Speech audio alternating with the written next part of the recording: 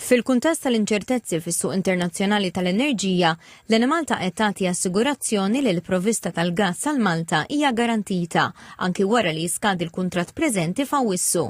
Iċ-Ċermen Eżekuttiv tal-Enemalta, l-Inġinier Ryan Fava, qal li diversi kumpaniji diġà esprimew interess li jipprovdu l-gass lil pajjiż u li dawn huma kollha f'pożizzjoni li jiggarantixxu provvista stabbli. Provvista ta' gass aħna wara Awwissu għandna. Però l-Enemalta tittimxi wkoll b'mod trasparenti biex iġib l-aħjar prezz. U dak li ħankunu qegħdin nagħmlu aħna, illi dawn il-kumpaniji kollha li avviċinawna li huma kumpaniji kbar li ma nixtieqx noqgħod insemmi għax ma rridx naffettwa l-proċess li għaddej minnu bħalissa, dawna kollha huma willing illi jagħtu l-gass il-Malta. Fl-istess waqt l-Enemalta qed tevalwa l-offerti biex tażel ftehim li mhux biss ikun kompetittiv fil-prezz, iżda fuq kollox sigur minn riski ġeopolitiċi, fokus fuq sorsi mhux milquta minn konflitti.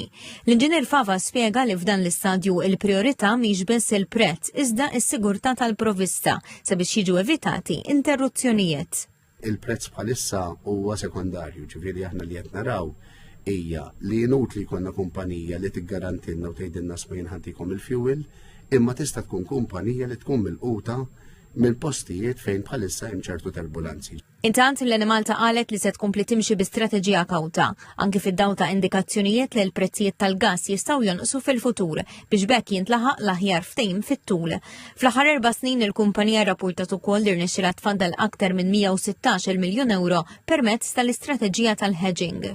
Tul dawn l-aħħar ftit snin għamlet mal-116 miljun saving, ġifieri li kieku riedet l-Enemalta isserraħ fuq il-gvern u tkun ta' pis u tajt isma' jiena ħankun qiegħda nixtri bil-ġurnata, hemmhekk fejn laqal illi dan id-dipartiment kien qed jagħmel ukoll irriżulta ċertu saving. Mistoqsi dwar l-investimenti fis-sistema ta' distribuzzjoni, l-Inġinier Fava tem jispjega kif l-Enemalta se tkompli bil-ħidma tagħha biex jittejjeb l-infrastruttura tal-grid skont l-iżvilupp tal-pajjiż, fosthom bi pjan mifrux fuq 9 snin li jinkludi investiment li jaqbes 300 miljun euro.